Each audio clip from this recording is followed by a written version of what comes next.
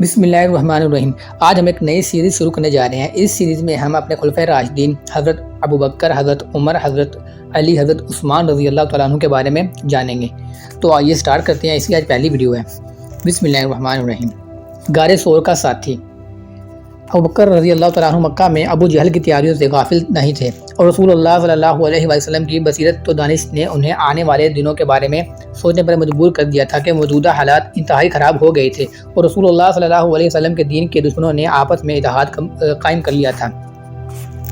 ابھی مسلمانوں کی جماعت اتنی مضبوط نہ تھی کہ وہ اسلام کے دشمنوں کو قدم جما کر مقابلہ کر سکتے۔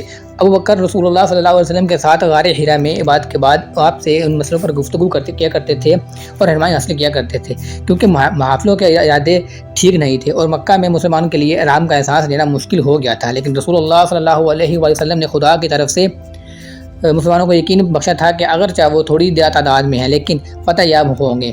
اس لیے جتنے بھی مسلمان تھے ان میں یقین تھا اور بھروسہ تھا۔ جب مکہ والوں نے مسلمانوں کا بائیکاٹ کر دیا اور مسلمان مکہ سے باہر آنے پر مجبور ہو گئے تو ابوبکر رضی اللہ تعالیٰ عنہ بہت ہی رنجیدہ ہو گئے۔ وہ نماز پڑھتے اور تلاوت کرتے وقت زار و قطار رویا کرتے تھے اور اللہ کے رسول اللہ صلی اللہ علیہ وسلم کی عظمتوں پر مر مٹنے کی دعائیں مانگا کرتے۔ اس دوران ابوبکر رضی اللہ تعالیٰ عنہ کا زیادہ عرصہ رسول اللہ صلی اللہ علیہ وسلم کے ساتھ غار حرا میں بسر ہوا، جہاں ان کے دل و دماغ کی دنیا تبدیل ہو گئی اور آنے والے دنوں کی جد و جہد کے لیے پوری طرح تیار ہو گئے۔ مکہ میں اسلام کے دشمن درندوں کی طرح مسلمانوں کو اذیتیں دے رہے تھے اور مسلمان سہمی ہوئی زندگی بسر کر رہے تھے۔ کوئی بھی مسلمان کسی مظلوم مسلمان کے بر وقت مدد نہیں کر سکتا تھا۔ مکہ میں مسلمانوں کے ساتھ لین دین کرنے والوں کو حکم دیا گیا تھا کہ وہ مسلمانوں کے ہاتھ کوئی چیز فروخت نہ کریں۔ صورتحال برداشت سے باہر ہو گئی تھی اور حضرت ابوبکر رضی اللہ تعالیٰ عنہ رسول اللہ صلی اللہ علیہ وسلم سے اس کا ذکر کرتے تو رسول اللہ صلی اللہ علیہ وسلم فرماتے، ابوبکر خدا مسلمانوں کو سرخرو کرے گا۔ چند دنوں کے بعد رسول اللہ صلی اللہ علیہ وسلم نے اپنے جانثار ہاتھیوں کو حکم دیا کہ وہ سب یہاں سے ہجرت کر جائیں۔ مکہ مسلمانوں کو اپنا شہر تھا، ان کے رشتہ دار اور دوست اسی شہر میں رہتے تھے۔ ہجرت کا حکم سنتے ہی مسلمانوں نے رشتہ داروں، دوستوں اور مال و جائیداد کی محبت دل سے نکال دی اور ہجرت کے لیے تیار ہو گئے۔ ابوبکر رضی اللہ تعالیٰ عنہ حضور کی خدمت میں حاضر ہوئے اور عرض کیا، یا رسول اللہ، کیا ہم بھی ہجرت کریں گے؟ رسول اللہ صلی اللہ علیہ وسلم نے جواب دیا، نہیں، تم ابھی ٹھہرو، ہم ابھی ہجرت کے لیے تیار ہیں، صرف خدا کی طرف سے اجازت کا انتظار ہے۔ کسی طرح ابو جہل اور اس کے حوالے کو خبر ملے گی کہ مسلمان مکہ سے ہجرت کر کے مدینہ جا رہے ہیں تو اس نے فوراً مکہ کے بڑے بڑے لوگوں کو بلایا اور اس بات پر بہت عذر کیا گیا کہ اگر رسول اللہ صلی اللہ علیہ وسلم اپنے ساتھیوں کو لے کر مدینہ پہنچے کامیاب ہو گئے تو یہ ہمارے حق میں اچھا نہیں ہوگا۔ اسلام دشمنوں نے مسلمانوں کو روکنے کے لیے بہت سارے طریقوں پر غور کیا، لیکن ابو جہل کی یہ تجویز مان لی گئی کہ ہر قبیلے سے ایک جوان لیا جائے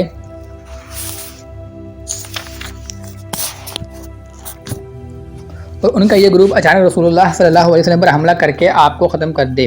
ان تجاویز کا ایک مقصد یہ بھی تھا کہ جب حملہ کرنے والوں میں تمام قبیلوں کے لوگ شامل ہوں گے تو مسلمانوں کے لیے ایک ہی وقت میں تمام قبیلوں کا مقابلہ کرنا مشکل ہو جائے گا۔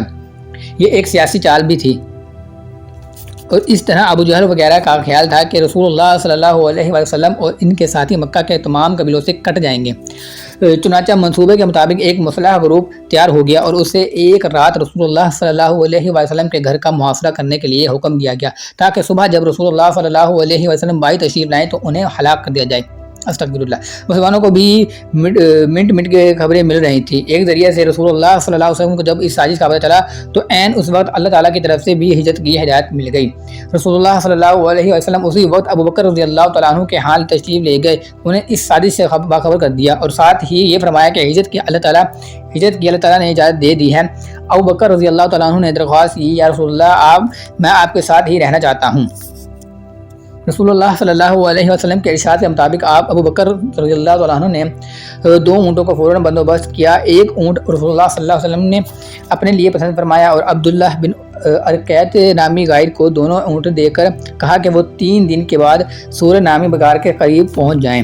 جب رات ہو گئی تو رسول اللہ صلی اللہ علیہ وسلم نے اپنے بستر پر حضرت علی کو سلایا، ان پر اپنی چادر ڈال دی۔ ابوبکر رضی اللہ عنہ کے ہاں جانے سے پہلے تمام امانتوں کو واپس کرنے کا انتظام کیا اور انتہائی رازداری کے ساتھ ابوبکر رضی اللہ عنہ کے گھر کے باہر پہنچے۔ حضرت ابو بکر رضی اللہ تعالیٰ عنہ بالکل تیار تھے، جلدی سے باہر نکلے اور غار ثور میں پناہ کے لیے آ گئے۔ پہلے ابو بکر رضی اللہ تعالیٰ عنہ غار میں داخل ہوئے۔ یہ بہت ہی خطرناک غار تھی، اس میں ہر طرف سوراخ ہی سوراخ تھے اور زہریلے کیڑے مکوڑے گھوم پھر رہے تھے۔ حضرت ابو بکر رضی اللہ تعالیٰ عنہ نے جلدی غار صاف کی، کپڑے پھاڑ کر سوراخ بند کیے اور رسول اللہ صلی اللہ علیہ وسلم کو غار میں آنے کے لیے درخواست کی۔ رسول اللہ صلی اللہ علیہ وسلم بہت تھکے ہوئے تھے۔ ابو بکر رضی اللہ تعالیٰ عنہ نے اپنا زانو پیش کیا اور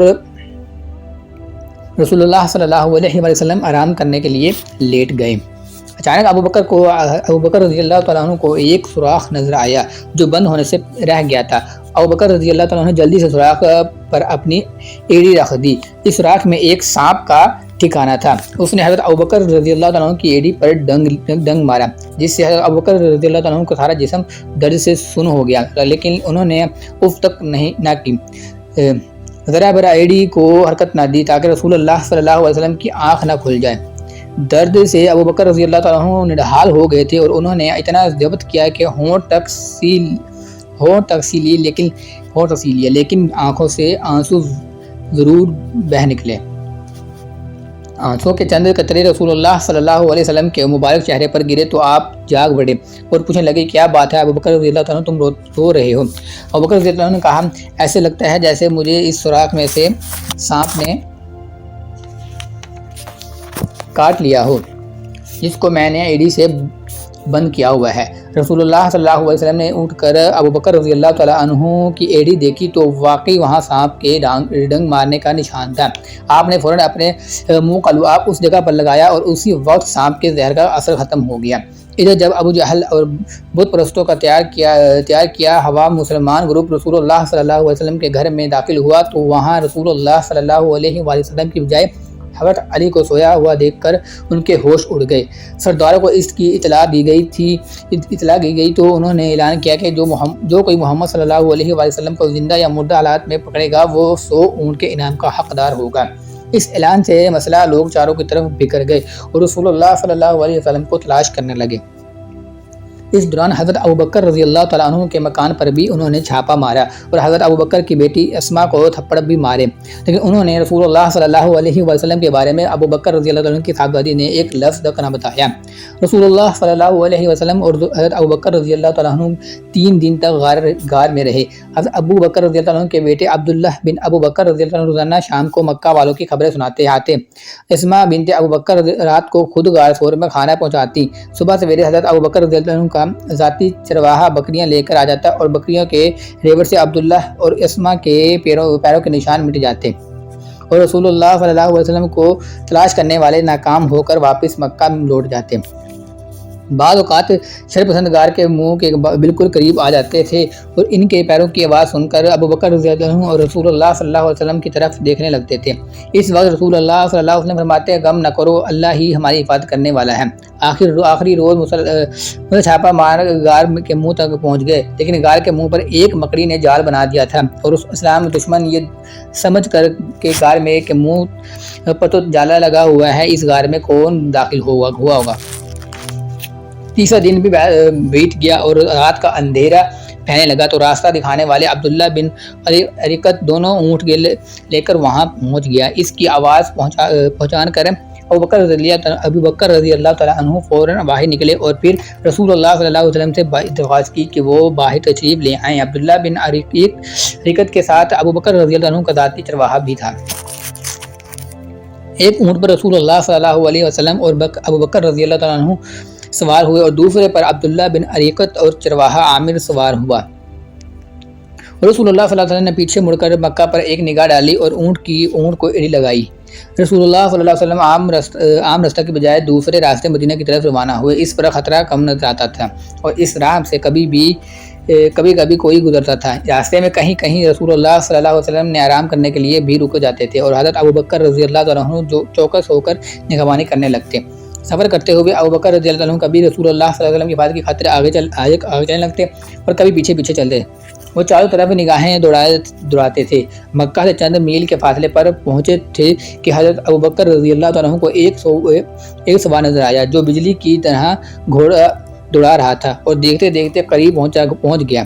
ابو بکر رضی اللہ تعالیٰ عنہ نے فوراً پہچان لیا اور کہا یا رسول اللہ صلی اللہ علیہ وآلہ وسلم یہ سراقہ ہے اور دشمنوں سے ملا ہوا ہے۔ رسول اللہ صلی اللہ علیہ وسلم نے فرمایا غم نہ کرو ابو بکر رضی اللہ عنہ، اللہ تعالیٰ نے اپنی مدد کا وعدہ فرمایا ہے۔ رسول اللہ صلی اللہ علیہ وسلم نے گردن جھکا کر دعا فرمائی۔ سراقہ جو قیامت کی طرح آگے بڑھ رہا ہے، اچانک اس کے گھوڑے کے طوفانی قدم رک گئے۔ وہ جلدی سے نیچے اترا، اس نے اپنے ترکش سے تیر نکال کر فال نکالی اور جب فال کے ذریعے اسے واپس جانے کا اشارہ ملا تو فوراً گھوڑے پر دوبارہ سوار ہوا، اسے پیچھے مڑا اور واپس مکہ کی طرف روانہ ہو گیا۔ اسی روز رسول اللہ صلی اللہ علیہ وآلہ وسلم مدینہ میں داخل ہوئے تو مدینہ کے انصار آپ کے خیر مقدم کے لیے موجود تھے۔ مدینہ کے ہر ایک شہری نے آپ کو اپنے ہاتھ ٹھہرنے کی درخواست کی، لیکن آپ صلی اللہ علیہ وسلم نے فرمایا جہاں میرا اونٹ رک جائے گا میں وہیں قیام کروں گا۔ چلتے چلتے اونٹ حضرت ایوب انصاری رضی اللہ عنہ کے مکان کے سامنے رک گیا تو آپ نے وہیں قیام فرمانے کا اعلان کر دیا۔ حضرت ایوب انصاری نے اس کو اپنی خوشی نصیبی پر قرار دیا اور رسول اللہ صلی اللہ علیہ وسلم نے اسے 50-80 اشریف سے وہ جگہ خرید لی۔ ابو بکر نے یہ رقم ادا کی اور جگہ بعد میں مسجد نبوی تعمیر کی گئی۔ مکہ میں رسول اللہ صلی اللہ علیہ وسلم کے بخیر و عافیت حجت کرنے کی خبریں پہنچی تو مکہ میں موجود مسلمانوں کے حوصلے بلند ہو گئے اور کچھ دنوں بعد ابو بکر رضی اللہ تعالیٰ عنہ اپنی بیوی بچوں کو بھی مدینے میں لانے میں کامیاب ہو گئے۔ ان کے پاس 5000 دینار بھی تھے جو انہوں نے مسلمانوں کی بھلائی کے لیے رسول اللہ صلی اللہ علیہ وسلم کی خدمت میں پیش کر دیے۔ آج کا ہمارا ٹاپک یہاں پر ختم ہوتا ہے، انشاءاللہ نیکسٹ ٹاپک میں ملتے ہیں۔ اللہ حافظ۔